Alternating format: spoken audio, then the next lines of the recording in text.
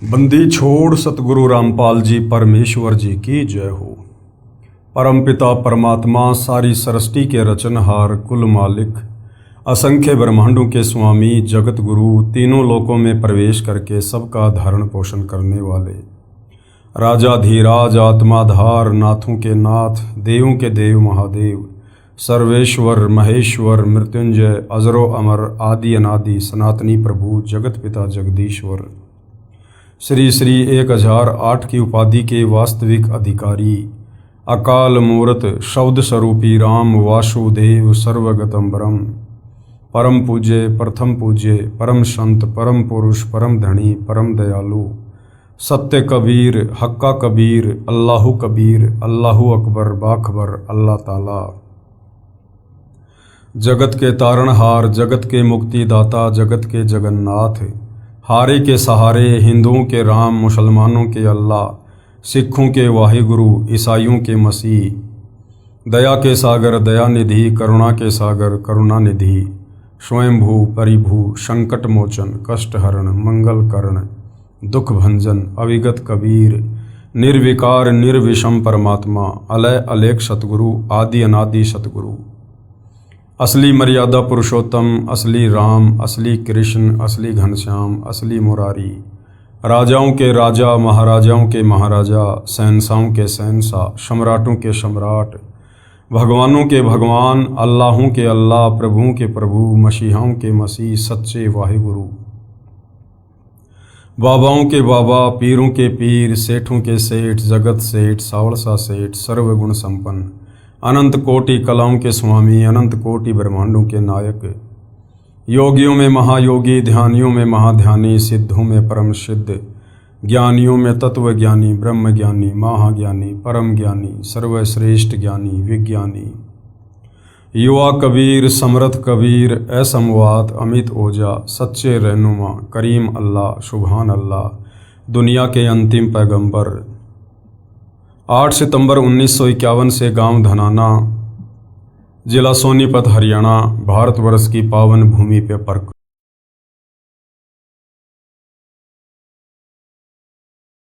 मेहर पूज्य गुरुदेव भगवान की परमेश्वर रामपाल जी की जिनके शुभ आशीर्वाद से विशेष आशीर्वाद से उन्हीं के सत्संगों के संग्रह के ऊपर बन चुकी पवित्र आध्यात्मिक पुस्तक कबीर बड़ा या कृष्ण के ऊपर वीडियो बनाने की श्रृंखला जारी है।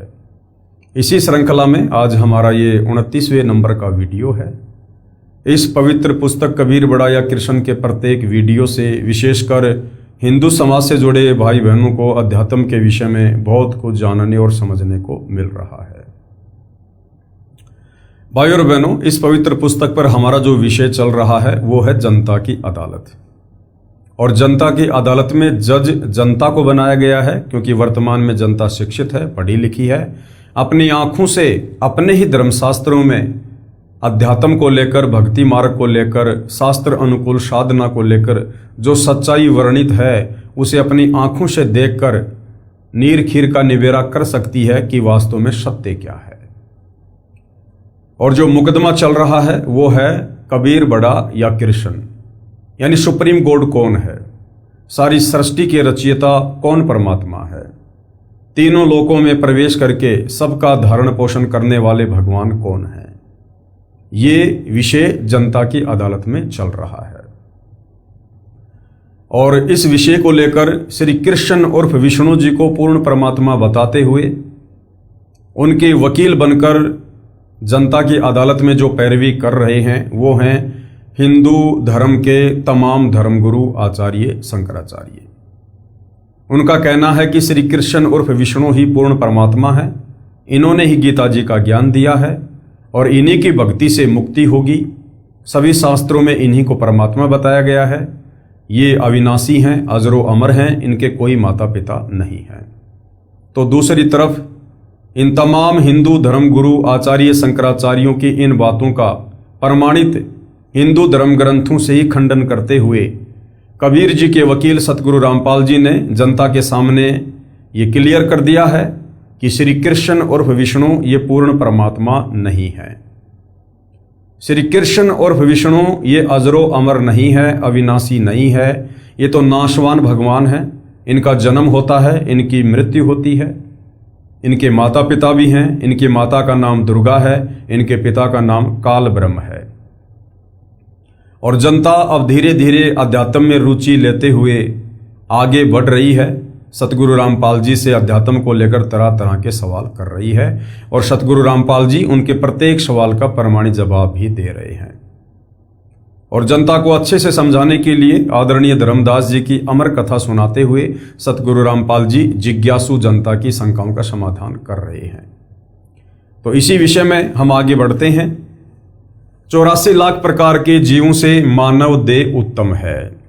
84 लाख प्रकार की योनियां हैं, जिनमें विशेषकर 4 भाग बनाए गए हैं। यानी 84 लाख योनियों को 4 भागों में विभाजित किया गया है। अंडज, जो अंडे से उत्पन्न होते हैं, जेरज, जो जेर में लिपटकर जो है गर्भ से बाहर आते हैं, और श्वेतज, जो पसीने आदि से उत्पन्न होते हैं, और उद्भुज, जो अपने आप ही उत्पन्न हो जाते हैं। तो 84 लाख प्रकार के प्राणियों को 4 भागों में विभाजित किया गया है। और ये जो मनुष्य शरीर है, स्त्री या पुरुष का, ये 84 लाख योनियों में नहीं आता है। हमें परमपिता परमेश्वर कबीर साहिब ने, जो वास्तव में नारायण है, उन्होंने हमें अपनी जैसी देह, अपनी जैसी बॉडी प्रदान की है, सिर्फ और सिर्फ अपनी पहचान करवाकर इस काल के 21 ब्रह्मांड से पूर्ण मोक्ष प्राप्त करने के लिए। तो क्या कह रहे हैं? 84 लाख प्रकार के जीवों से मानव देह उत्तम है। गीता अध्याय 13 श्लोक 22 में भी गीता ज्ञानदाता ने, यानी गीता ज्ञानदाता काल ब्रह्म ने, जो श्री कृष्ण जी के शरीर में प्रवेश करके बोल रहा है, गीता अध्याय 13 श्लोक 22 में भी गीता ज्ञानदाता ने अपने से अन्य परमात्मा का प्रत्यक्ष प्रमाण बताया है। गीता प्रेस गोरखपुर से प्रकाशित गीता में इस श्लोक का अर्थ बिल्कुल गलत किया गया है। क्योंकि भाइयों और बहनों, जिन गीता अनुवादकर्ताओं को हम बहुत बड़े विद्वान माना करते थे, समझा करते थे, ठीक है, वो एक संस्कृत भाषा में विद्वान हो सकते हैं, परंतु तत्व ज्ञान के अभाव में हम उनको भक्ति मार्ग में विद्वान की संज्ञा नहीं दे सकते हैं। विद्वान की परिभाषा भी, कि वास्तव में विद्वान कौन है, ये भी सतगुरु रामपाल जी ने ही बताया है। विद्वान वो है जो सर्वज्ञ होता है, और सर्वज्ञ केवल सृष्टि में पूर्ण परमात्मा कबीर साहिब ही हो सकते हैं, जो तत्वदर्शी संत की भूमिका करके ये ज्ञान हमें समझाते हैं। मान लीजिए कोई व्यक्ति संस्कृत भाषा में विद्वान है, लेकिन उसको पंजाबी नहीं आती, उर्दू नहीं आती, फारसी नहीं आती, तो वो विद्वान नहीं है। अगर किसी को उर्दू, फारसी या पंजाबी आती है तो उसको अन्य भाषाओं का ज्ञान नहीं, तो हम उसे वास्तव में विद्वान नहीं कह सकते हैं। तो विद्वान भी इस सृष्टि में कबीर भगवान ही हैं, उनके अलावा कोई विद्वान नहीं है। तो गीता अनुवादकर्ता ने गीता अध्याय 13 श्लोक 22 का गलत अनुवाद किया है, और इस अध्याय में गीता अनुवादकर्ता ने, जय दयाल गोविंदका ने, आत्मा को ही परमात्मा की संज्ञा दी है, जो गलत है, जबकि आत्मा परमात्मा का अंश है। पेश है गीता अध्याय 13 श्लोक 22 की फोटोकॉपी। इस देह में, यानी इस शरीर में स्थित यह आत्मा वास्तव में परमात्मा ही है, जबकि आत्मा परमात्मा नहीं है। जिस प्रकार बाप और बेटे का संबंध है, उसी प्रकार से आत्मा और परमात्मा का संबंध है। आत्मा को परमात्मा ने अपने वचन से, शब्द से उत्पन्न किया है, लेकिन वो परमात्मा सदैव आत्मा के साथ रहता है। जिस प्रकार सूर्य एक जगह पर बहुत दूर होते हुए भी, और वो प्रत्येक के साथ रहता है, उसकी उष्णता के रूप में, यानी सूर्य की जो ऊर्जा है, जो उष्णता है, वो प्रत्येक व्यक्ति के साथ रहती है, परंतु सूर्य अलग है। देह में स्थित यह आत्मा वास्तव में परमात्मा ही है। वही साक्षी होने से, उपद्रष्टा और यथार्थ सम्मति देने वाला होने से, अनुमंता, सबका धारण पोषण करने वाला होने से भरता, जीव रूप से भोगता, ब्रह्मा आदि का भी स्वामी होने से महेश्वर, और शुद्ध सच्चिदानंद घनम होने से परमात्मा, ऐसा कहा गया है। अब यथार्थ अनुवाद परम पूज्य सतगुरु रामपाल जी हमें बता रहे हैं, क्योंकि परम पूज्य सतगुरु रामपाल जी वास्तव में विद्वान हैं। ये स्वयं कबीर परमेश्वर हैं जो वर्तमान में धरती पर तत्वदर्शी संत की भूमिका कर रहे हैं। जैसे पूर्व के श्लोकों में वर्णन आया है कि परमात्मा प्रत्येक जीव के साथ ऐसे रहता है जैसे सूर्य प्रत्येक घड़े के जल में स्थित दिखाई देता है, उस जल को अपनी उष्णता दे रहा है। इसी प्रकार परमात्मा प्रत्येक जीव के हृदय कमल में ऐसे विद्यमान है जैसे सौर ऊर्जा संयंत्र जहां भी लगा है तो वह सूर्य से उष्णता प्राप्त करके ऊर्जा संग्रह करता है। इसी प्रकार प्रत्येक जीव के साथ परमात्मा रहता है। इसलिए इस श्लोक यानी गीता अध्याय 13 श्लोक 22 में कहा है कि वह परमात्मा सब प्रभुओं का भी स्वामी होने से, महेश्वर सब का धारण पोषण करने से भरता और शतलोक में बैठा प्रत्येक प्राणी की प्रत्येक गतिविधि को देखने वाला होने से उपद्रष्टा जीव परमात्मा की शक्ति से सर्व कार्य करता है। जीव परमात्मा का अंश है। आत्मा क्या है? परमात्मा का अंश है, ना कि परमात्मा। रामायण में भी कहा है, रामायण में क्या बताया गया है आत्मा और परमात्मा को लेकर? ईश्वर अंश जीव अविनाशी, जिस कारण से जीव जो कुछ भी अपने किए कर्म का सुख दुख भोगता है तो अपने अंश के सुख दुख का परमात्मा को भी एहसास होता है। सूक्ष्म वेद में लिखा है, कबीर कहे मेरे जीव को दुख ना दीजियो कोय, भगत दुखाए मैं दुखी मेरा आपा भी दुखी होए। जिस प्रकार भाई और बहनों शरीर के किसी भी अंग पर चोट लगती है तो हमें पीड़ा होती है, उसी प्रकार आत्मा परमात्मा का अंश है और यदि आत्मा दुखी होती है तो परमात्मा भी उसके दुख में दुखी होता है। गीता अध्याय 17 श्लोक 5 और 6 में भी कहा है कि जो शास्त्र विरुद्ध घोर तप को तपते हैं वे परमात्मा को दुखी करने वाले, घोर कष्ट देने वाले अज्ञानी घोर नरक में गिरते हैं। यानी परमात्मा भी दुख को महसूस करता है, इसलिए भोक्ता कहलाता है। प्रत्येक प्राणी को गुप्त रूप से उचित राय देता है, जिस कारण से परमात्मा अनुमंता कहलाता है। परमात्मा शब्द का संधि विच्छेद है परम प्लस आत्मा, यानी श्रेष्ठ आत्मा परमात्मा। यदि कोई दुख का भोग भी देता है, सुख का भोग भी देता है, जैसे कर्म करेगा जीव वैसे अवश्य भोगेगा, तो वह परमात्मा नहीं कहा जा सकता, वह श्रेष्ठ आत्मा नहीं होता। जैसे इस काल यानी ब्रह्म के लोक में विधान है कि जैसा कर्म करोगे वैसा फल आपको भगवान अवश्य देगा। तो ये प्रभु स्वामी तो है परंतु परम आत्मा नहीं है। कौन? ये काल ब्रह्म। ये यहां पर नकली भगवान बनकर बैठा है, नकली परमात्मा। इस मानव शरीर में दूसरा परमात्मा जो जीव के साथ अभिन्न रूप से रहता है, जैसे सूर्य प्रत्येक को अपनी ऊर्जा देता है, उसी प्रकार ये दूसरा परमात्मा उपरोक्त महिमा वाला है। कौन? परम अक्षर ब्रह्म कबीर भगवान।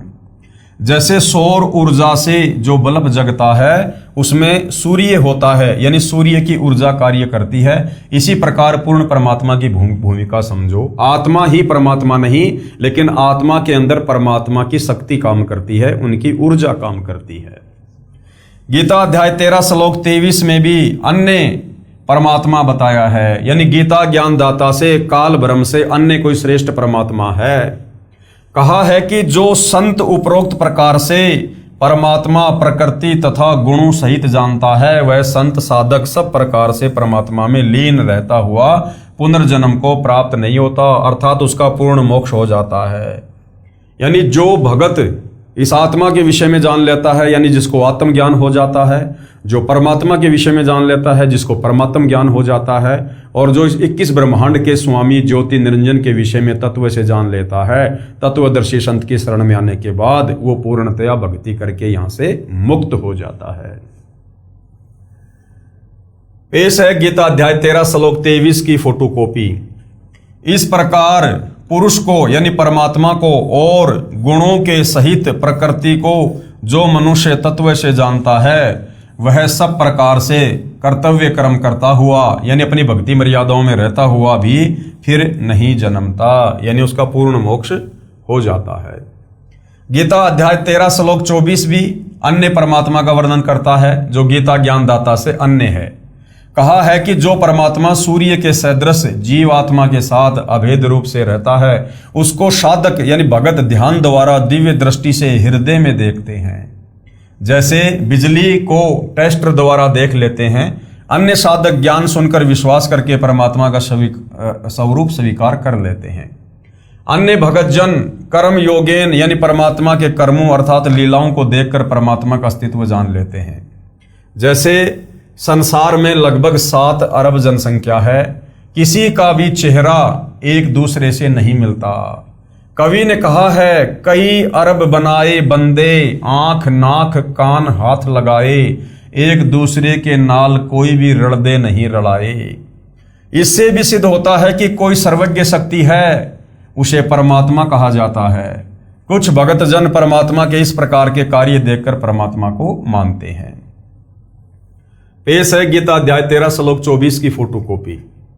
परमात्मा को कितने ही मनुष्य तो शुद्ध हुई सूक्ष्म बुद्धि से ध्यान के द्वारा हृदय में देखते हैं, अन्य कितने ही ज्ञान योग के द्वारा और दूसरे कितने ही कर्म योग के द्वारा देखते हैं अर्थात प्राप्त करते हैं। गीता अध्याय 13 श्लोक 25 में कहा है कि जो शिक्षित नहीं और जो न ध्यान करते हैं, न ज्ञान को समझ पाते हैं और न वे परमात्मा की संरचना से परमात्मा को समझ पाते हैं, वे अन्य शिक्षित विद्वान व्यक्तियों से परमात्मा की महिमा सुनकर मान लेते हैं कि जब ये शिक्षित और ज्ञानी व्यक्ति कह रहा है तो परमात्मा है। फिर वे उपासना यानी भक्ति करने लग जाते हैं। वे उसे सुनने के कारण परमात्मा के अस्तित्व को मानकर उपासना करने के कारण इस मृतलोक मृत्यु संसार से पार हो जाते हैं। पेश है गीता अध्याय 13 श्लोक 25 की फोटोकॉपी। परंतु इनसे दूसरे अर्थात जो मंद बुद्धि वाले पुरुष हैं यानी भगत हैं, वे इस प्रकार न जानते हुए दूसरों से अर्थात तत्व के जानने वाले पुरुषों से सुनकर ही तदानुसार उपासना करते हैं और वे श्रवण परायण पुरुष भी मृत्यु रूप संसार सागर को निसंदेह तर जाते हैं। यानी जो किसी अन्य विद्वान की सत्य बातों को स्वीकार करके और परमात्मा की भक्ति पर लग जाते हैं, वे भी अपनी आत्मा का कल्याण करवा लेते हैं। गीता अध्याय 13 श्लोक 26 में तो इतना ही कहा है कि सर्व प्राणी क्षेत्र अर्थात दुर्गा के शरीर तथा क्षेत्रज अर्थात गीता ज्ञानदाता क्षर ब्रह्म के संयोग से उत्पन्न होते हैं। ध्यान रहे, गीता ज्ञानदाता ने गीता के इसी अध्याय 13 के श्लोक 1 में कहा है कि क्षेत्र तो शरीर को कहते हैं तथा जो शरीर के विषय में जानता है उसे क्षेत्रज कहते हैं। गीता अध्याय 13 श्लोक 2 में कहा कि क्षेत्रज मुझे जान यानी गीता ज्ञानदाता क्षेत्रज हुआ। इस प्रकार काललोक 21 ब्रह्मांडों के क्षेत्र में जितने प्राणी उत्पन्न होते हैं वे दुर्गा जी तथा काल भगवान के संयोग से होते हैं अर्थात नर मादा से काल प्रेरणा से काल सृष्टि उत्पन्न होती है। पेश है गीता अध्याय 13 श्लोक 26 की फोटोकॉपी। हे अर्जुन, यावन मात्र जितने भी सथावर जंगम प्राणी उत्पन्न होते हैं उन सबको तू क्षेत्र और क्षेत्रज के संयोग से ही उत्पन्न जान, यानी दुर्गा और काल के संयोग से ही उत्पन्न हुआ जान। 21 ब्रह्मांड में जितने प्राणी हैं। गीता अध्याय 13 श्लोक 27 में अन्य परमेश्वर स्पष्ट है जो गीता ज्ञानदाता से अन्य है। जैसे पूर्व के श्लोकों में प्रमाण सहित बताया गया है कि परमेश्वर प्रत्येक प्राणी के शरीर में हृदय में ऐसे बैठा दिखाई देता है जैसे सूर्य जल से भरे घड़ों में दिखाई देता है। इसी प्रकार इस श्लोक 27 में कहा है कि परमेश्वर हृदय में बैठा है। जब प्राणी का शरीर नष्ट हो जाता है तो भी परमेश्वर नष्ट नहीं होता। जैसे कोई घड़ा फूट गया, उसका जल पृथ्वी पर बिखर गया और पृथ्वी में समा गया तो भी सूर्य तो यथावत है। इसलिए परमेश्वर अविनाशी है। जो संत परमात्मा को इस दृष्टिकोण से देखता है वह सही जानता है, वह तत्वदर्शी संत है। तो भाइयों और बहनों, ये तमाम बातें जो गीता अनुवादकर्ताओं ने भी तत्व ज्ञान के अभाव में गलत अर्थ करके लिख दी हैं, आज उन त्रुटियों को सतगुरु रामपाल जी शुद्ध करके हमें समझा रहे हैं। तो वास्तव में सतगुरु रामपाल जी तत्वदर्शी संत हैं और तत्वदर्शी संत की भूमिका खुद परमेश्वर ही अदा करते हैं। पेश है गीता अध्याय 13 श्लोक 27 की फोटोकॉपी। जो पुरुष नष्ट होते हुए सब चराचर भूतों में परमेश्वर को नाश रहित और समभाव से स्थित देखता है, वही यथार्थ देखता है। इस श्लोक गीता अध्याय 13 श्लोक 27 में परमेश्वर शब्द लिखा है, जिससे भी गीता ज्ञान दाता से अन्य परमात्मा का बोध होता है। आओ जाने परमेश्वर का संधि विच्छेद क्या है। परम प्लस ईश्वर यानी परमेश्वर। व्याख्या, ईश का अर्थ है स्वामी, प्रभु, मालिक, और वर का अर्थ है श्रेष्ठ या पति, ईश्वर। ईश तो गीता ज्ञान दाता है, यानी क्षर पुरुष अर्थात क्षर ब्रह्म है, जो केवल 21 ब्रह्मांडों का प्रभु है। ये क्या है? ईश है ये। और ईश्वर, ईश अर्थात क्षर पुरुष से श्रेष्ठ प्रभु, वह केवल 7 संग ब्रह्मांडों का प्रभु है। इसे अक्षर पुरुष तथा परब्रह्म भी कहते हैं।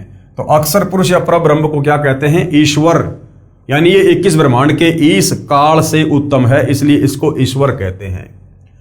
और जो सबसे उत्तम है, ईश और ईश्वर से भी जो श्रेष्ठ है, वो है परम ईश्वर, परमेश्वर। नंबर 3, परमेश्वर। ईश्वर अर्थात अक्षर पुरुष से परम अर्थात श्रेष्ठ है, जो असंख्य ब्रह्मांडों का प्रभु है, उसे परम अक्षर ब्रह्म भी कहा जाता है। गीता अध्याय 8 श्लोक 3 में प्रमाण है। गीता अध्याय 15 श्लोक 16-17 में भी 3 पुरुषों का वर्णन है। क्षर पुरुष यानी ये काल ब्रह्म, ये गीता ज्ञानदाता ईश है, तथा अक्षर पुरुष ये ईश्वर है। तथा गीता अध्याय 15 श्लोक 17 में कहा है कि उत्तम पुरुष है, यानी पुरुषोत्तम अर्थात वास्तव में सर्वश्रेष्ठ प्रभु तो ऊपर के श्लोक गीता अध्याय 15 श्लोक 16 में कहे, दोनों क्षर पुरुष तथा अक्षर पुरुष से भिन्न है, उसी को वास्तव में परमात्मा कहा जाता है, परम ईश्वर कहा जाता है। और वही तीनों लोकों, क्षर पुरुष के 21 ब्रह्मांडों का क्षेत्र काल लोक कहा जाता है, तथा अक्षर पुरुष के 7 संग ब्रह्मांडों के क्षेत्र को परब्रह्म का लोक कहा जाता है। और ऊपर 4 लोक हैं, सतलोक, अलखलोक, अगमलोक तथा अकैलोक का क्षेत्र अमर लोक परमेश्वर का लोक कहा जाता है। इस प्रकार 3 लोकों का यहाँ पर वर्णन है। इन तीनों लोकों में प्रवेश करके सबका धारण पोषण करता है, वह वास्तव में अविनाशी परमेश्वर है। गीता अध्याय 13 श्लोक 27 में परमेश्वर शब्द है, जो गीता ज्ञानदाता से भिन्न सर्वशक्तिमान, सर्व का पालन करता का बोधक है। गीता अध्याय 13 श्लोक 28 में भी गीता ज्ञानदाता से अन्य प्रभु का प्रमाण है। इस श्लोक में ईश्वर शब्द परमेश्वर का बोधक है। जैसे ईश का अर्थ स्वामी, वर का अर्थ श्रेष्ठ, वास्तव में सबका ईश स्वामी तो परम अक्षर ब्रह्म है, वही श्रेष्ठ ईश है, इसलिए ईश्वर शब्द प्रकरणवश पूर्ण परमात्मा का बोधक है। यदि अन्य ईश नकली स्वामी नहीं होते तो ईश्वर तथा परमेश्वर शब्दों की आवश्यकता ही नहीं होती। इसलिए इस लोक में ईश्वर शब्द सत्य पुरुष का बोध जानो। पेश है गीता अध्याय 13 श्लोक 28 की फोटोकॉपी। क्योंकि जो पुरुष सब में समभाव से स्थित परमेश्वर को समान देखता हुआ अपने द्वारा अपने को नष्ट नहीं करता, इससे वह परम गति को प्राप्त होता है। गीता अध्याय 13 श्लोक 28 का भावार्थ है कि गीता ज्ञानदाता ने कहा है कि जो साधक यानी जो भगत सब प्रकार से परमेश्वर को समभाव में देखता हुआ अपनी आत्मा को अपनी अज्ञान आत्मा द्वारा नष्ट नहीं करता, अर्थात वह परमात्मा को सही समझकर उसकी साधना करके उससे दूसरी गति अर्थात मोक्ष को प्राप्त होता है, अर्थात वह साधक गीता ज्ञानदाता वाली परम गति जो गीता अध्याय 8 श्लोक 13 में कही है, उससे अन्य गति जो गीता अध्याय 15 श्लोक 4 में कही है, उसे प्राप्त होता है। गीता अध्याय 13 श्लोक 30 में स्पष्ट है कि गीता ज्ञानदाता ने अपने से अन्य परमात्मा की महिमा बताई है। इस श्लोक में भी गीता अध्याय 18 श्लोक 66 वाला एक शब्द है जिसका अर्थ उस एक परमात्मा किया है, इसलिए गीता अध्याय 18 श्लोक 66 में एकम शरणम व्रज कहा है। उसका अर्थ भी उस एक परमात्मा की शरण में जा सही अर्थ है। कहा है कि जो संत सर्व प्राणियों की स्थिति भिन्न भिन्न होते हुए भी एक परमात्मा सर्वशक्तिमान के अंतर्गत मानता है, तो वह समझो सच्चिदानंद घन ब्रह्म अर्थात परम अक्षर ब्रह्म को प्राप्त हो गया है। वह सत्य भक्ति करके उस परमेश्वर को प्राप्त हो जाता है। गीता अध्याय 13 श्लोक 30 की फोटोकॉपी। जिस क्षण यह पुरुष भूतों के पृथक पृथक भाव को एक परमात्मा में ही स्थित तथा उस परमात्मा से ही संपूर्ण भूतों का विस्तार देखता है, उसी क्षण वह सच्चिदानंद घन ब्रह्म को प्राप्त हो जाता है। यानी जो सभी जीवों में परमात्मा को देखता है वो उसी परमेश्वर को प्राप्त होने योग्य बन जाता है। गीता अध्याय 13 श्लोक 31 में भी गीता ज्ञानदाता ने अपने से अन्य परमात्मा के विषय में कहा है। इस श्लोक में परमात्मा शब्द है जिसकी स्पष्ट परिभाषा गीता अध्याय 15 श्लोक 17 में बताई है। कहा है कि जो उत्तम पुरुष अर्थात सर्वश्रेष्ठ प्रभु है, उत्तम पुरुष तु अन्य परमात्मा इति उदाहरते, वह तीनों लोकों में प्रवेश करके सबका धारण पोषण करता है। ये लोक त्रिरम अवश्य विवर्ती अवय ईश्वर है, वह वास्तव अविनाशी परमेश्वर है, उसी को परमात्मा कहा जाता है। वह क्षर पुरुष यानी काल तथा अक्षर पुरुष यानी परब्रह्म से अन्य है। पेश है गीता अध्याय 13 श्लोक 31 की फोटोकॉपी। हे अर्जुन, अनादि होने से और निर्गुण होने से यह अविनाशी परमात्मा शरीर में स्थित होने पर भी वास्तव में न तो कुछ करता है और न ही लिप्त ही होता है। इस श्लोक गीता अध्याय 13 श्लोक 31 में भी यही स्पष्ट किया गया है कि वह परमात्मा अनादि होने से, निर्गुण होने से प्रत्येक प्राणी के शरीर में सूर्य जैसे घड़े में स्थित होने पर भी न तो कुछ करता है, क्योंकि सब कार्य परमात्मा की शक्ति करती है। जैसे घड़े के जल में सूर्य दिखाई देता है, उससे जल गर्म हो रहा है, वह सूर्य करता नहीं दिखाई देता, उसकी उष्णता कर रही है। सूर्य कुछ नहीं करता दिखता और न ही परमात्मा उस शरीर में लिप्त होता है, जैसे सूर्य घड़े के जल में लिप्त नहीं होता। गीता अध्याय 13 श्लोक 32 में भी यही प्रमाण है। गीता अध्याय 13 श्लोक 33 में आत्मा और शरीर की स्थिति बताई है। फिर गीता अध्याय 13 श्लोक 34 में गीता ज्ञानदाता ने अपने से अन्य परमेश्वर की जानकारी दी है। कहा है कि इस प्रकार क्षेत्र यानी शरीर तथा क्षेत्रज यानी गीता ज्ञानदाता के भेद को तथा कर्म करते करते भक्ति करके काल की प्रकृति अर्थात काल जाल से मुक्त जो साधक ज्ञान नेत्रों द्वारा जानकर तत्वदर्शी संत की खोज करके सत्य शास्त्र अनुकूल साधना करके तत्व ज्ञान को समझकर उस परम अर्थात दूसरे परम ब्रह्म परमात्मा को प्राप्त होते हैं। उपरोक्त विवरण से स्पष्ट हुआ कि गीता ज्ञानदाता से अन्य पूर्ण परमात्मा है, जिसकी भक्ति की साधना करके साधक उस पूर्ण मोक्ष को प्राप्त हो जाता है, जो गीता अध्याय 15 श्लोक 4 में वर्णित है कि तत्व ज्ञान की प्राप्ति के पश्चात परमेश्वर के उस परम पद को खोजना चाहिए, जहां जाने के पश्चात साधक फिर लौटकर संसार में कभी नहीं आता। अर्थात इतने सारे जो श्लोक दिखाए गए हैं गीता जी के, ये सारे के सारे श्लोक यही प्रमाणित करते हैं कि गीता ज्ञानदाता काल ब्रह्म से अन्य कोई पूर्ण परमात्मा है, सर्वश्रेष्ठ परमात्मा है, जो तीनों लोकों में प्रवेश करके सबका धारण पोषण करता है और उसी को इष्ट मानकर भक्ति करनी चाहिए पूर्ण मोक्ष के लिए। पेश है गीता अध्याय 13 श्लोक 34 की फोटोकॉपी। इस प्रकार क्षेत्र और क्षेत्रज के भेद को तथा कार्य सहित प्रकृति से मुक्त होने को जो पुरुष ज्ञान नेत्रों द्वारा तत्व से जानते हैं, वे महात्मा जन परम ब्रह्म परमात्मा को प्राप्त होते हैं।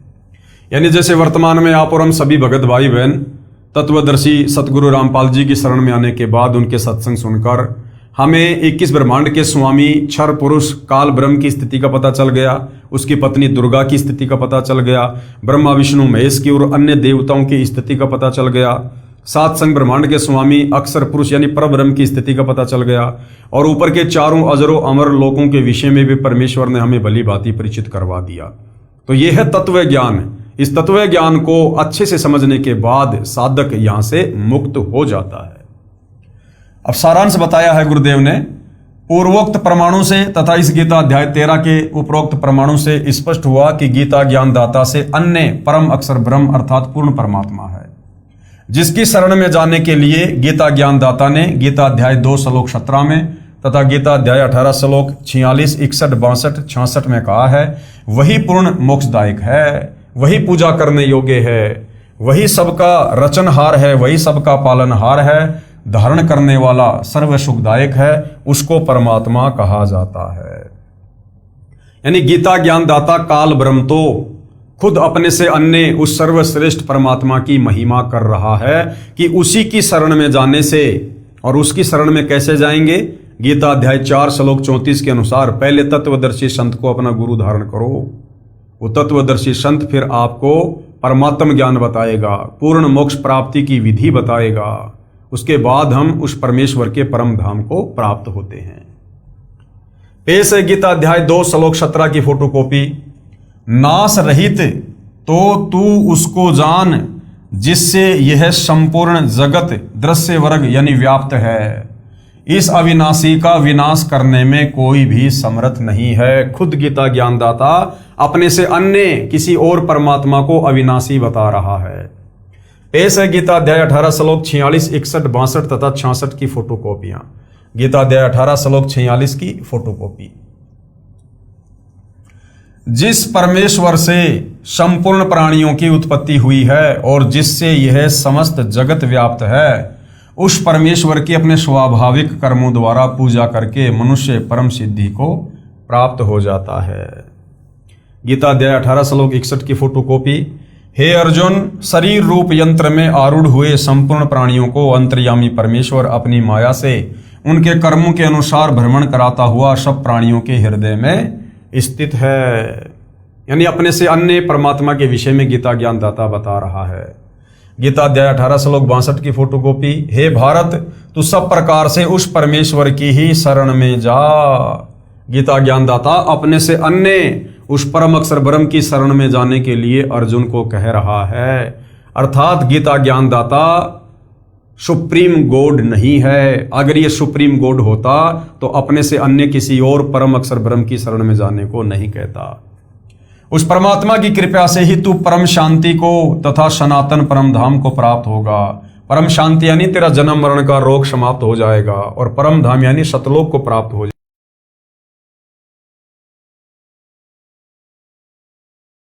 जाएगा। गीता अध्याय 18 श्लोक 66 की फोटोकॉपी। सर्वधर्मान परित्यज्य माम एकम शरणम व्रज अहम तवा सर्व पापे भे मोक्षयामि मा शुच। संपूर्ण धर्मों को अर्थात संपूर्ण कर्तव्य कर्मों को, कर्तव्य कर्म क्या होते हैं? भक्ति कर्म, मुझ में त्याग कर तू केवल एक मुझ सर्वशक्तिमान सर्वाधार परमेश्वर की ही शरण में आ जा। यह गलत कर दिया गीता अनुवादकर्ताओं ने। एक ने नहीं, दो ने नहीं, जितने भी अनुवादकर्ताओं ने गीता का अनुवाद किया है, तत्व ज्ञान के अभाव में इन्होंने इस श्लोक के अर्थ का अनर्थ कर दिया है। व्रज का मतलब जाना होता है और सभी गीता अनुवादकर्ताओं ने आना किया है, जो गलत है। क्यों? क्योंकि ये श्री कृष्ण उर्फ विष्णु से ऊपर किसी और को परमात्मा नहीं मान रहे थे, जिस कारण से घुमा फिरा के ये टोपी श्री कृष्ण जी के ऊपर, श्री विष्णु जी के ऊपर ही पहना दी गई। पेश है गीता अध्याय 18 श्लोक 66 का यथार्थ अनुवाद। अब इसका सही अनुवाद क्या है, वास्तविक अनुवाद क्या है, वो परमेश्वर रामपाल जी ने किया है। अन्य अनुवादकर्ताओं ने इस श्लोक का सरलार्थ गलत किया है। व्रज शब्द का अर्थ जाना होता है और इन्होंने क्या कर दिया? आना। पेश है यथार्थ अनुवाद गीता अध्याय 18 श्लोक 66 का। ये देखिएगा। सर्वधर्मानाम परिताजे माम एकम शरणम व्रज, ये व्रज शब्द है। अहम तवा सर्व पापेभ्यो मोक्षयामि मा शुच। गीता अध्याय 18 श्लोक 62 में जिस परमेश्वर की शरण में जाने को कहा है, इस श्लोक 66 में भी उसी के विषय में कहा है कि मेरे स्तर की संपूर्ण धार्मिक पूजाओं को मुझ में त्याग कर तू केवल एकम यानी एक उस अद्वितीय परमात्मा परम अक्षर ब्रह्म की शरण में जा। व्रज का मतलब होता है जा, जबकि गीता अनुवादकर्ताओं ने व्रज का अर्थ कर दिया आजा। अहम यानी मैं तुझे संपूर्ण पापों से छुड़वा दूंगा, शोक मत कर। काल ब्रह्म कह रहा है कि मैंने तेरे ऊपर जितने भी कर्म बंधन लगा रखे हैं, तू मेरे स्तर की भक्ति साधना मुझ में समर्पित कर दे और उस परमपिता परमेश्वर की शरण में जा, मैं तुझे मुक्त कर दूंगा। अन्य गीता अनुवादकर्ताओं ने व्रज शब्द का अर्थ आना किया है, जो अनुचित है। व्रज शब्द का अर्थ जाना, चला जाना आदि होता है। गीता अध्याय 13 श्लोक 30 में भी एकम का अर्थ इस प्रकार किया है, जिस समय साधक प्राणियों के पृथक पृथक भाव को एक परमात्मा में स्थित तथा उस परमात्मा से ही संपूर्ण भूतों के विस्तार को देखता है, उसी क्षण सच्चिदानंद घन ब्रह्म यानी परमेश्वर को प्राप्त हो जाता है। यानी वह उस परमेश्वर को जानकर उसकी पूजा करके मोक्ष प्राप्त करता है। तो यहां पर जो ये एकम शब्द है इस श्लोक में, इस एकम का अर्थ किया है परमात्मा, जो बिल्कुल सही है। अब यहां पर देखिएगा, जो ये एकम शब्द है गीता अध्याय 18 श्लोक नंबर 62 में, कि सर्वधर्मान परित्यज्य माम एकम एकम शरणम व्रज। तो एकम का अर्थ इन्होंने खुद किया है परमात्मा, यानी उस एक परमात्मा की शरण में जा। लेकिन तत्व ज्ञान के अभाव में अर्थ का इन्होंने अनर्थ कर दिया। भावार्थ, गीता अध्याय 18 श्लोक 63 का भावार्थ है कि गीता ज्ञानदाता ब्रह्म कह रहा है कि हे अर्जुन, ये गीता वाला अति गोपनीय ज्ञान मैंने तुझे कह दिया। फिर गीता अध्याय 18 श्लोक 64 में गीता ज्ञानदाता एक और संपूर्ण गोपनीयों से भी गोपनीय वचन कहता है कि वह परमेश्वर जिसके विषय में अध्याय 18 श्लोक 62 में कहा है, वह परमेश्वर मेरा यानी गीता ज्ञानदाता काल का भी इष्ट देव अर्थात पूज्य देव है। यही प्रमाण अध्याय 15 श्लोक 4 में भी कहा है कि मैं भी उस परमेश्वर की शरण में हूं। गीता ज्ञानदाता ये काल ब्रह्म ब्रह्मा विष्णु महेश का पिता खुद कह रहा है गीता अध्याय 15 श्लोक 4 में कि अर्जुन, मैं भी उसी परमेश्वर की शरण में हूं, यानी जो इस गीता ज्ञानदाता से सर्वश्रेष्ठ है। 21 ब्रह्मांड का स्वामी अपने से सर्वश्रेष्ठ की ही शरण में हो सकता है। इससे सिद्ध है कि गीता ज्ञानदाता प्रभु से यानी इस काल ब्रह्म से कोई अन्य सर्वश्रेष्ठ परमेश्वर है और वही पूजा के योग्य है, यानी सृष्टि में एकमात्र उसी की पूजा करनी चाहिए। यही प्रमाण 15 श्लोक 17 में भी है। गीता ज्ञानदाता प्रभु कहता है कि अध्याय 15 श्लोक 16 में वर्णित क्षर पुरुष यानी ब्रह्म तथा अक्षर पुरुष यानी परब्रह्म से भी श्रेष्ठ परमेश्वर तो उपरोक्त दोनों से अन्य ही है, वही वास्तव में परमात्मा कहलाता है, वह वास्तव में अविनाशी है, उसी की शरण में जाने के लिए कहा है। अब आगे धर्मदास जी ने ये सारी बातें सुनकर, अध्यात्म को अच्छे से जानकर और जिंदा वेश में कबीर परमेश्वर जी से आगे और जिज्ञासावश प्रश्न कर रहा है। और आगे उन्होंने क्या प्रश्न किया? प्रश्न नंबर 45 धर्मदास जी का। गीता अध्याय 4 श्लोक 6 में गीता ज्ञानदाता ने कहा है कि मैं अजन्मा और अविनाशी रूप होते हुए भी, समस्त प्राणियों का ईश्वर होते हुए भी अपनी योग माया से प्रकट होता हूं। इसमें श्री कृष्ण जी अपने आप को समस्त प्राणियों का अविनाशी ईश्वर कह रहे हैं, अपने को अजन्मा भी कहा है। तो परमेश्वर ने जिंदा रूप में क्या उत्तर दिया? उत्तर जिंदा परमेश्वर का, हे धर्मदास जी, गीता ज्ञानदाता काल ब्रह्म ने श्री कृष्ण जी के शरीर में प्रवेश करके कहा है, श्री कृष्ण जी की कोई भूमिका नहीं है। गीता ज्ञान देने वाला काल ब्रह्म है और गीता ज्ञानदाता ने कहा है कि जितने प्राणी मेरे 21 ब्रह्मांडों में मेरे अंतर्गत हैं, मैं उनका श्रेष्ठ प्रभु हूं, भगवान हूं।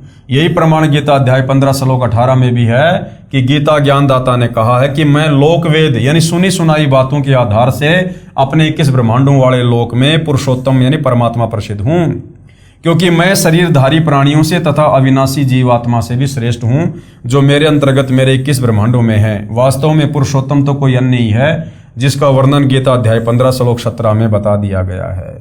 तो ये काल ब्रह्म जो है ये अविनाशी नहीं है, ये सर्वश्रेष्ठ परमात्मा नहीं है।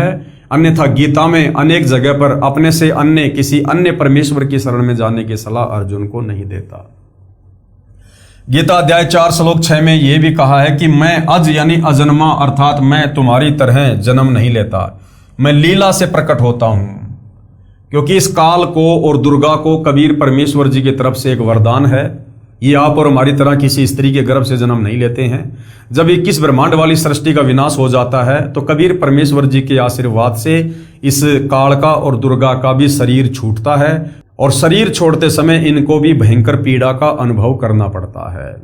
और उसके बाद कबीर परमेश्वर जी की वचन शक्ति से उनके वरदान के अनुसार इनको ऑटोमेटिक युवा शरीर पुनः प्राप्त हो जाता है।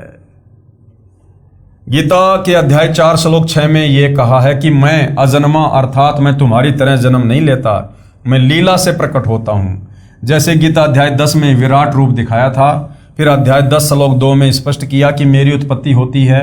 गीता अध्याय 4 श्लोक 6 में कहा है कि मेरी आत्मा अमर है। फिर कहा है कि अपनी लीला से उत्पन्न होता हूं। यहां पर उत्पन्न होने की बात है, यह खुद स्वीकार कर रहा है कि मैं भी उत्पन्न होता हूं, लेकिन लीला से, क्योंकि यह काल ब्रह्म अक्षर पुरुष के एक युग के उपरांत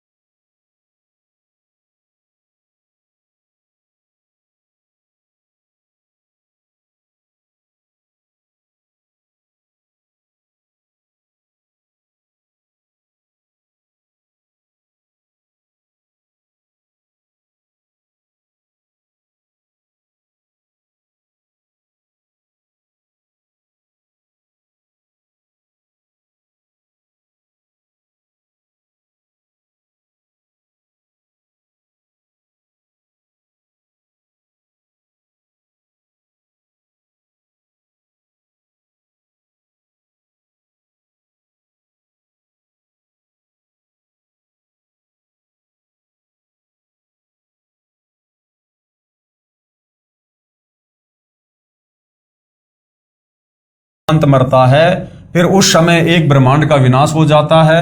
देखिए प्रश्न नंबर 9 का उत्तर जो पहले दे दिया गया है। फिर दूसरे ब्रह्मांड में सर्व जीव आत्माएं चली जाती हैं, काल ब्रह्म की आत्मा भी चली जाती है। वहां इसको पुनः युवा शरीर प्राप्त होता है। इसी प्रकार देवी दुर्गा की मृत्यु होती है, फिर काल ब्रह्म के साथ ही इनको भी युवा शरीर प्राप्त होता है। यह परम अक्षर ब्रह्म सत्य पुरुष का विधान है। तो फिर उस नए ब्रह्मांड में दोनों पति पत्नी रूप में नए रजगुण युक्त ब्रह्मा, सतगुण युक्त विष्णु तथा तमगुण युक्त शिव को उत्पन्न करते हैं। फिर उस ब्रह्मांड में सृष्टि क्रम प्रारंभ हो जाता है। इस प्रकार इस काल ब्रह्म की मृत्यु तथा लीला से जन्म होता है। गीता अध्याय 4 श्लोक 9 में भी स्पष्ट है, जिसमें गीता ज्ञानदाता ने कहा है कि मेरे जन्म तथा कर्म अलौकिक हैं, वास्तव में ये नाशवान है। आत्मा सर्व प्राणियों की भी अमर है। हे धर्मदास, आपके महामंडलेश्वरों, आचार्यों तथा शंकराचार्यों को आध्यात्मिक ज्ञान बिल्कुल नहीं है। इसलिए अनमोल ग्रंथों को ठीक से न समझकर लोकवेद यानी दंत कथा सुनाते हैं। आप देखें, इसी गीता अध्याय 4 श्लोक 5 में स्वयं कह रहा है कि हे अर्जुन, तेरे और मेरे बहुत जन्म हो चुके हैं। खुद गीता ज्ञानदाता काल ब्रह्म कह रहा है कि अर्जुन, तेरे और मेरे बहुत जन्म हो चुके हैं, उन सबको मैं जानता हूं, तू नहीं जानता। इसका अभिप्राय ऊपर स्पष्ट कर दिया है। समवात का अर्थ है उत्पन्न होना। इसका प्रमाण देखिए, यजुर्वेद अध्याय 40 मंत्र 10 में भी कहा है कि कोई तो परमात्मा को समवात यानी जन्म लेने वाला राम व श्री कृष्ण की तरह मानता है कि वो मां के गर्भ से जन्म लेकर आता है, तो कोई असमवात यानी उत्पन्न न होने वाला निराकार मानता है। अर्थात तत्वदर्शी संत जो सत्य ज्ञान बताते हैं उनसे सुनो, यानी वो तत्वदर्शी संत बताएगा कि परमात्मा जन्म लेता है या फिर प्रकट होता है या उसकी क्या स्थिति है। वे बताएंगे कि परमात्मा उत्पन्न होता है या नहीं। वास्तव में परमात्मा स्वयंभू है, वह कभी नहीं जन्मा है और न ही जन्मेगा। मृत्यु का तो प्रश्न ही नहीं। दूसरी ओर गीता ज्ञानदाता स्वयं कह रहा है कि मैं जन्मता और मरता हूं, अविनाशी नहीं हूं। अविनाशी तो परम अक्षर ब्रह्म है। अविनाशी तो उसको जान जिसको मारने में कोई सक्षम नहीं। गीता अध्याय 17 श्लोक नंबर 2। पेश है गीता अध्याय 15 श्लोक 18 की फोटोकॉपी। क्योंकि मैं नाशवान जड़ वर्ग क्षेत्र से तो सर्वथा अतीत हूं और अविनाशी जीव आत्मा से भी उत्तम हूं। कौन कह रहा है? ये काल ब्रह्म। इसलिए लोक में और वेद में भी पुरुषोत्तम नाम से प्रसिद्ध हूं। ये 21 ब्रह्मांड का स्वामी काल ब्रह्म अपने अंतर्गत 21 ब्रह्मांड में जितनी भी आत्माएं हैं उन सब से ये सर्वश्रेष्ठ है, उत्तम है। इसलिए लोक वेद के आधार से ये इस संसार में अविनाशी परमात्मा प्रसिद्ध है, अन्यथा इसकी जन्म और मृत्यु होती है। पढ़े गीता अध्याय 15 श्लोक 18 का यथार्थ अनुवाद। अध्याय 15 श्लोक नंबर 18। यस्मात् शरम अतीत अहम अक्षरात अपि च उत्तम अतः अस्मि लोके वेदे च प्रथित पुरुषोत्तम। अनुवाद है, क्योंकि मैं मेरे काल लोक के 21 ब्रह्मांडों के क्षेत्र में मेरे अधीन नाशवान स्थूल शरीर में जीवात्मा प्राणियों से तो सर्वदा श्रेष्ठ हूं। यानी 21 ब्रह्मांड में जितनी भी आत्मा है मैं उनमें श्रेष्ठ हूं और अविनाशी जीवात्मा से भी उत्तम हूं। और इसलिए लोक वेद में अर्थात कहे सुने ज्ञान के आधार से वेद में श्रेष्ठ भगवान प्रसिद्ध हूं। पवित्र गीता बोलने वाला ब्रह्म क्षर पुरुष कह रहा है कि मैं तो लोकवेद में, लोकवेद क्या होता है? सुनी सुनाई बातों में, अर्थात सुने सुनाए ज्ञान के आधार पर केवल मेरे 21 ब्रह्मांडों में ही श्रेष्ठ प्रभु प्रसिद्ध हूं। वास्तव में पुरुषोत्तम यानी पूर्ण परमात्मा तो कोई और ही है, जिसका विवरण यही काल ब्रह्म खुद गीता का ज्ञान देते समय गीता अध्याय श्लोक 17 में पूर्ण रूप से कर दिया है। कबीर परमात्मा ने उदाहरणार्थ कहा है, पीछे लाग्या जाऊ था लोक वेद के साथ, रस्ते में सतगुरु मिले दीपक दीन्या हाथ। अर्थात कबीर प्रभु ने कहा है कि जब तक साधक को पूर्ण संत नहीं मिलता तब तक लोक वेद अर्थात कहे सुने ज्ञान के आधार से साधना करता है। उस आधार से कोई विष्णु जी को पूर्ण प्रभु परमात्मा कहता है कि क्षर पुरुष अर्थात ब्रह्म को पूर्ण ब्रह्म कहता है, परंतु तत्व ज्ञान से पता चलता है कि पूर्ण परमात्मा तो कबीर जी हैं। फिर आगे प्रश्न नंबर 50 है और अब की बार धर्मदास जी से कबीर परमात्मा जी ने प्रश्न किया है। जिंदा बाबा परमेश्वर जी का धर्मदास जी से प्रश्न। आप जी ने कहा है कि हम शूद्र को निकट भी नहीं बैठने देते, क्योंकि धर्मदास जी को जब कबीर परमात्मा जिंदा बाबा के रूप में मिले तो धर्मदास ने सोचा ये कोई मुसलमान साधक है। तो धर्मदास जी अपने आप को सर्वश्रेष्ठ मानते हुए कह रहे थे कि हम शूद्र को निकट भी नहीं बैठने देते, शुद्ध रहते हैं, इससे भक्ति में क्या हानि होती है। उत्तर धर्मदास जी का, शूद्र के छू लेने से भगत अपवित्र हो जाता है, परमात्मा रुष्ट हो जाता है, आत्मग्लानि हो जाती है, मैं ऊंची जाति के वैश्य हूं। तो परमेश्वर जी ने फिर धर्मदास जी को किस प्रकार से और क्या समझाया। कथनी और करनी में अंतर। प्रश्न नंबर 46 धर्मदास जी का। हे जिंदा, ये तो सत्य ही है कि शूद्र से दूरी बनाए रखने से भगत की पवित्रता बनी रहती है, क्या आप नहीं मानते। अब उत्तर दे रहे हैं कबीर परमात्मा जी। उत्तर बाबा जिंदा का। धर्मदास, ये शिक्षा तुझे किसने दी। धर्मदास जी ने कहा, हमारे धर्मगुरु बताते हैं, आचार्य शंकराचार्य तथा ब्राह्मण बताते हैं। परमेश्वर कबीर जी ने धर्मदास को बताया। उस समय तक धर्मदास जी को ज्ञान नहीं था कि आपसे वार्ता करने वाला ही कबीर जुलाहा है। जिस समय कबीर परमात्मा जिंदा बाबा के वेश में धर्मदास जी को ज्ञान बता रहे थे, उस समय तक धर्मदास जी को इस बात की पहचान नहीं थी कि ये जो जिंदा वेशधारी मेरे सामने खड़ा है, ये खुद ही काशी में आया हुआ वो कबीर जुलाहा है। तो कबीर परमेश्वर जी ने, उन्होंने एक जो लीला की थी काशी के तोताद्री शहर में पंडितों के साथ में, वो कथा उन्होंने धर्मदास जी को बताई। और क्या कहा कि कबीर जुलाहा एक बार स्वामी रामानंद पंडित जी के साथ तोताद्रिक नामक स्थान पर सत्संग भंडारे में गया। वह स्वामी रामानंद जी का शिष्य है। कौन? कबीर। सत्संग में मुख्य पंडित आचार्यों ने सत्संग में बताया कि भगवान राम ने शूद्र भीलनी के जूठे बेर खाए। भगवान तो समदृष्टि थे, वे तो प्रेम से प्रसन्न होते हैं। भगत को ऊंचे नीचे का अंतर नहीं देखना चाहिए, श्रद्धा देखी जाती है। लक्ष्मण ने शबरी को शूद्र जानकर गलानी करके बेर नहीं खाए, फेंक दिए। बाद में वे बेर संजीवनी बूटी बने। रावण के साथ युद्ध में लक्ष्मण मूर्छित हो गया, तब हनुमान जी द्रोणागिरी पर्वत को उठाकर लाए, जिस पर संजीवनी बूटी उन जूठे बेरों से उगी थी। उस बूटी को खाने से लक्ष्मण सचेत हुआ, जीवन रक्षा हुई। शबरी की भगवान के प्रति ऐसी श्रद्धा थी, किसी की श्रद्धा को ठेस नहीं पहुंचानी चाहिए। सत्संग के तुरंत बाद लंगर साथ भेदभाव नहीं करते। भगवान राम ने जो शूद्र समझी जाती थी उस भीलनी के बेर खाए थे। इस प्रकार की बातें वो पंडित कर रहे थे, लेकिन उसके बाद उनकी करनी और कथनी में कितना अंतर था। पंडितों ने पहले ही योजना बना रखी थी कि स्वामी रामानंद ब्राह्मण के साथ शूद्र जुलाहा कबीर भी आया है, वह स्वामी रामानंद का शिष्य है और रामानंद जी के साथ खाना खाएगा। हम ब्राह्मणों का अपमान होगा, इसलिए 2 स्थानों पर लंगर शुरू कर दिया। जो पंडितों के लिए भंडारा था उसमें खाना खाने के लिए एक शर्त रखी कि जो पंडितों वाले भंडारे में खाना खाएगा उसको वेदों के 4 मंत्र सुनाने होंगे, क्योंकि पंडितों ने सोचा कि कबीर तो अनपढ़ है, उसे तो वेद मंत्रों का ज्ञान नहीं, उसे तो संस्कृत भाषा आती नहीं है, तो वो हम ब्राह्मणों के साथ में भोजन नहीं कर पाएगा। उसको वेदों के 4 मंत्र सुनाने होंगे। जो मंत्र नहीं सुना पाएगा वह सामान्य भंडारे में भोजन खाएगा।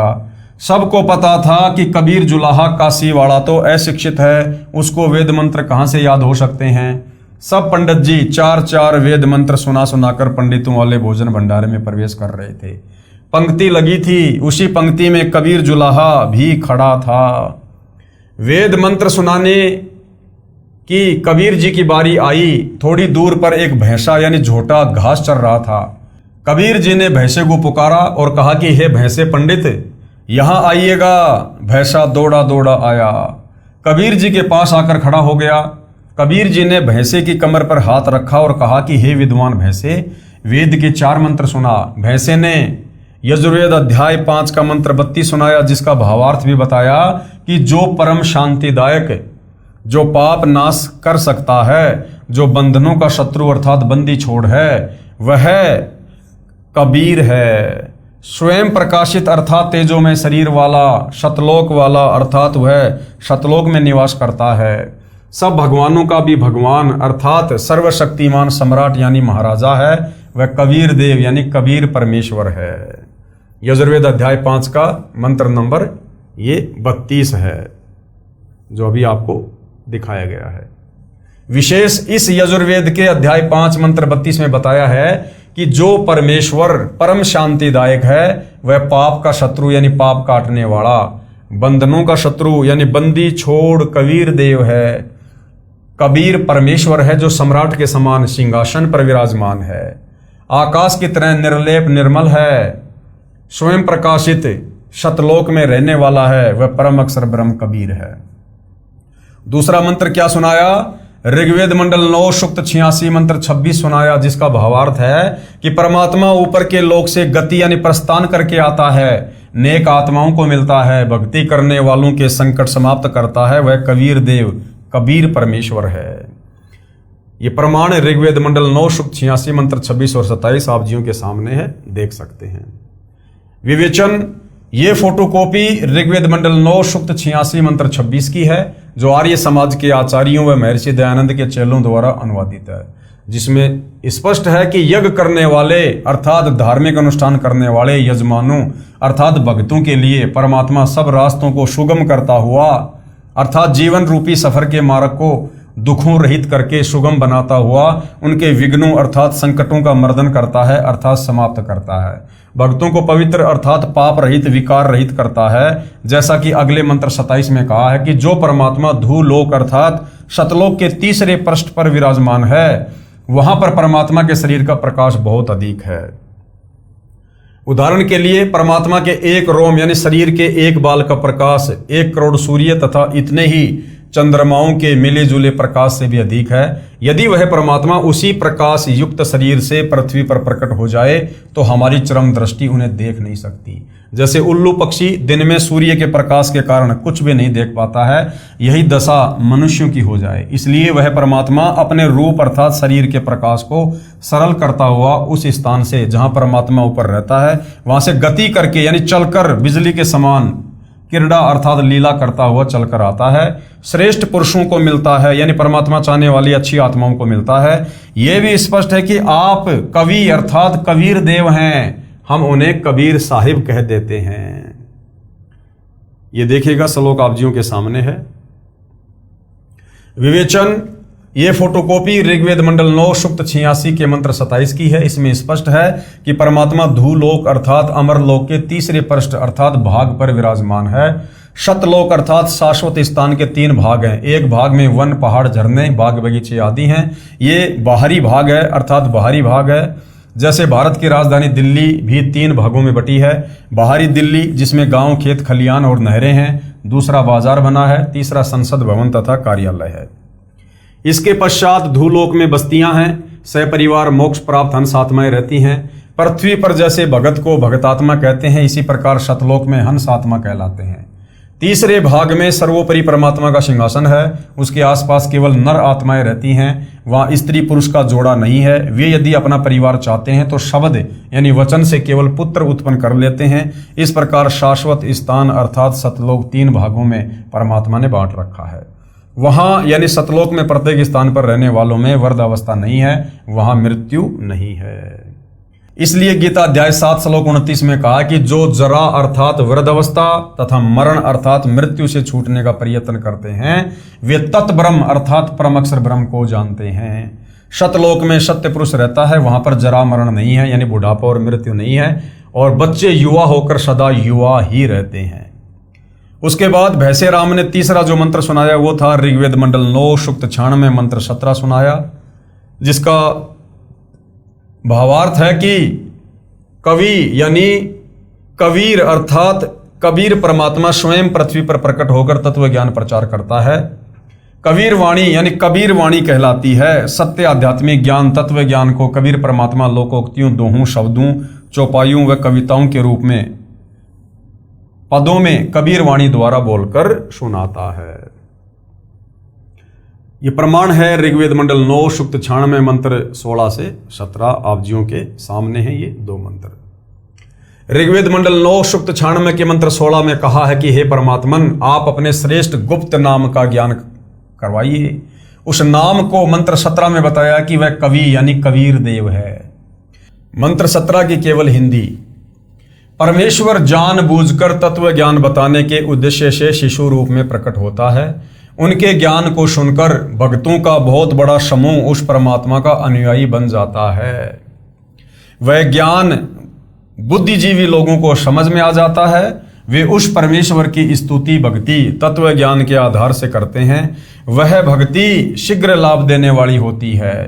वह परमात्मा अपने तत्व ज्ञान को कवित्व से अर्थात कवियों की तरह दोहों, शब्दों, लोकोक्तियों, चौपाइयों द्वारा, कबीर वाणी द्वारा अर्थात कबीर वाणी द्वारा शुद्ध ज्ञान को ऊंचे स्वर में गरज गरज कर बोलते हैं। वह कवि की तरह आचरण करने वाला कबीर देव संत रूप में प्रकट अमर परमात्मा होता है।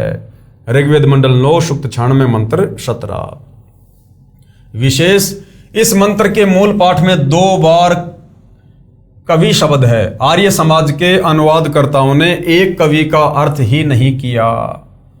आगे जो चौथा मंत्र भैंसे राम ने सुनाया वो था ऋग्वेद मंडल 9 सूक्त 94 मंत्र 1 भी सुनाया, जिसका भावार्थ है कि परमात्मा कवियों की तरह आचरण करता हुआ पृथ्वी पर एक स्थान से दूसरे स्थान पर जाता है। भैंसा फिर बोलता है कि भोले पंडितों, जो मेरे पास इस पंक्ति में जो मेरे ऊपर हाथ रखे खड़ा है, ये वही परमात्मा कबीर है जिसे लोग कवि कहकर पुकारते हैं। इन्हीं की कृपा से मैं आज मनुष्यों की तरह वेद मंत्र सुना रहा हूं। कबीर परमेश्वर जी ने कहा कि भैंसा पंडित, आप पंडितों वाले लंगर में प्रवेश करके भोजन ग्रहण करो। मैं तो शूद्र हूं, अशिक्षित हूं, इसलिए आम जनता के लिए लगे लंगर में भोजन करने जाता हूं। उसी समय सभी पंडित जो भैंसे को वेद मंत्र बोलता देखकर एकत्रित हो गए थे, कबीर जी के चरणों में गिर गए तथा अपनी भूल की क्षमा याचना की। परमेश्वर कबीर जी ने कहा, करनी तज कथनी कथय, यानी नादानो, थोड़ी देर पहले तुम सत्संग तो कर रहे थे राम और भीलनी का कि भगवान राम समदृष्टि थे, वो अपने भक्तों में या किसी भी जीवात्मा में कोई भेद नहीं किया करते थे। और अब तुम क्या कर रहे हो? करनी तज कथनी कथय, अज्ञानी दिन रात, और कुकर यानी कुत्ते जो भोकत फिरे, सुनी सुनाई बात। सत्संग में तो कह रहे थे कि भगवान रामचंद्र जी ने शूद्र जाति की सबरी यानी भीलनी के जूठे बेर रुचि रुचि खाए, कोई छुआछात नहीं की, और स्वयं को तुम परमात्मा से भी उत्तम मानते हो। कहते हो करते नहीं, एक दूसरे से सुनी सुनाई बात कुत्ते की तरह भोगते रहते हो। सभी उपस्थित पंडितों सहित हजारों की संख्या में कबीर जुलाई के शिष्य बने, दीक्षा ली, शास्त्र विरुद्ध भक्ति त्याग कर शास्त्र विधि अनुसार भक्ति शुरू की और आत्मा का कल्याण करवाया। प्रमाण ऋग्वेद मंडल 9 सूक्त 94 मंत्र 1 जो अभी आपको बता दिया गया है। विवेचन ऋग्वेद मंडल 9 सूक्त 94 मंत्र 1 का अनुवाद भी आर्य समाज के विद्वानों द्वारा किया गया है। पुस्तक विस्तार को ध्यान में रखते हुए उन्हीं के अनुवाद से अपना मत सिद्ध करते हैं। जैसे पहले लिखे वेद मंत्रों में बताया गया है कि परमात्मा अपने मुख कमल से वाणी उच्चारण करके तत्व ज्ञान बोलता है। लोकोक्तियों के माध्यम से, कवित्व से, दोहों, शब्दों, साखियों, चौपाइयों के द्वारा वाणी बोलने से प्रसिद्ध कवियों में से भी एक वो कवि की उपाधि प्राप्त करता है। उसका नाम कबीर देव अर्थात कबीर साहिब है। इस ऋग्वेद मंडल 9 सूक्त 94 मंत्र 1 में भी यही स्पष्ट है कि जो सर्वशक्तिमान परमेश्वर है वह कव्यन वर्जम न, यानी कवियों की तरह आचरण करता हुआ पृथ्वी पर विचरण करता है। हे धर्मदास, यही बात आप कह रहे हो कि हम शूद्र को पास भी नहीं बैठने देते। यानी धर्मदास को यह बात समझाने के लिए परमात्मा ने वेद मंत्रों का हवाला दिया और क्या कहा कि हे धर्मदास, यही बात आप कह रहे हो कि हम शूद्र को पास भी नहीं बैठने देते। धर्मदास बहुत शर्मसार हुआ, परंतु परमात्मा की शिक्षा को अपने ऊपर व्यंग समझकर खिंच गया तथा कहा कि हे जिंदा, आपकी जली भुनी बातें अच्छी नहीं लगती। यानी इतना ज्ञान समझाने के बाद भी, सारे प्रमाण दिखाने के बाद भी धर्मदास बीच बीच में काल प्रेरित हो जाया करता था। आपको बोलने की सभ्यता नहीं है। कहते हो कि कुत्ते की तरह सुनी सुनाई बातें तुम सब भोगते फिरते हो। यह कहकर धर्मदास जी ने मुंह बना लिया, यानी नाराज हो गया परमात्मा से, नाराजगी जाहिर की। परमात्मा जिंदा रूप में अंतर्ध्यान हो गए। चौथी बार अंतर्ध्यान हो गए तो धर्मदास का जीना मुश्किल हो गया। पछाड़ खा खा कर रोने लगा। उस दिन फिर वृंदावन में धर्मदास से परमात्मा की वार्ता हुई थी। इस प्रकार परमेश्वर कबीर जी कुल मिलाकर 6 बार अंतर्ध्यान हुए। तब धर्मदास जी की अकल ठिकाने आई। वृंदावन मथुरा से चलकर धर्मदास रोता हुआ अपने गांव बांधवगढ़ की ओर वापस चल पड़ा। धर्मदास जी ने 6 महीने का कार्यक्रम तीर्थों पर भ्रमण का बना रखा था। वो 15 दिन में ही वापस घर आ गया। गरीबदास जी ने अपनी अमृतवाणी में कहा है, तहां वहां रोवत है धर्मनि नागर, कहाँ गए मेरे सुख के सागर। अति वियोग हुआ हमसे ती, जैसे निर्धन की लुट जाए खेती। हम तो जाने तुम दे स्वरूपा, हमारी बुद्धि अंध गहर कूपा। कल्प करे और मन में रोवे, दसो दिशा को वो मग जोवे। बेग मिलो करहूं अपघाता, मैं ना जीऊं सुनो विधाता। अब धर्मदास जी बहुत दुखी हो गए और क्या कुछ परमपिता परमेश्वर से कहने लगे। जब धर्मदास जी बांधवगढ़ पहुंचा उस समय बहुत रो रहा था। घर में प्रवेश करके मुंह के बल गिरकर फूट फूट कर रोने लगा।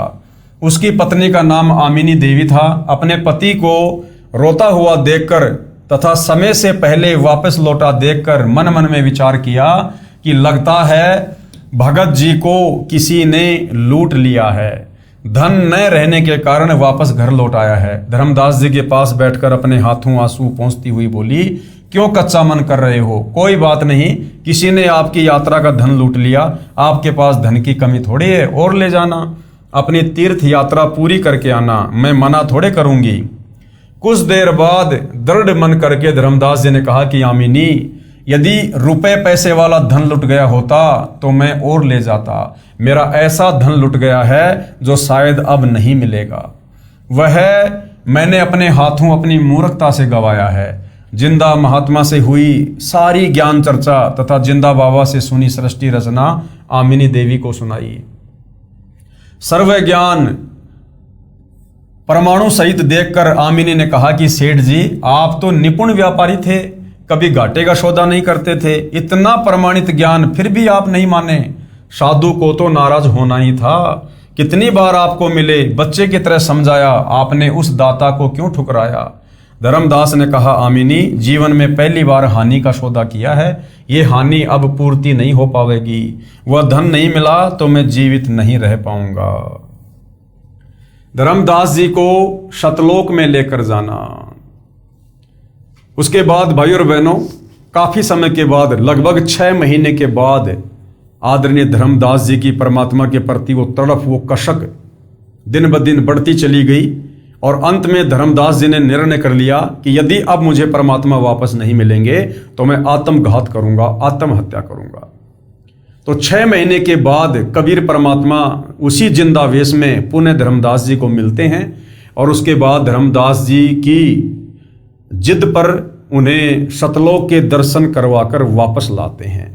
धर्मदास जी अपनी आंखों से सतलोक को देखकर और उसी जिंदा बाबा को सतलोक के सिंहासन पर बैठा हुआ देखकर आश्चर्यचकित हो जाता है और साथ में शर्मिंदा भी होता है कि जो नीचे मुझे ज्ञान समझा रहे थे जिंदा रूप में, ये खुद ही असंख्य ब्रह्मांडों के स्वामी हैं, ये कबीर देव हैं और मैंने इनके साथ में कई बार बदतमीजियां की। उसके लिए धर्मदास बहुत ज्यादा शर्मसार भी हो रहा था। तो आगे की क्या घटना है, किस प्रकार से परमात्मा धर्मदास जी को मिले, उनकी आत्मा को शरीर से निकालकर सतलोक लेकर गए, पुनः धर्मदास जी को वापस छोड़ा, उसके बाद फिर आगे क्या होता है, ये जनता की अदालत में जनता को समझाते हुए सतगुरु रामपाल जी धर्मदास जी की अमर कथा सुना रहे हैं।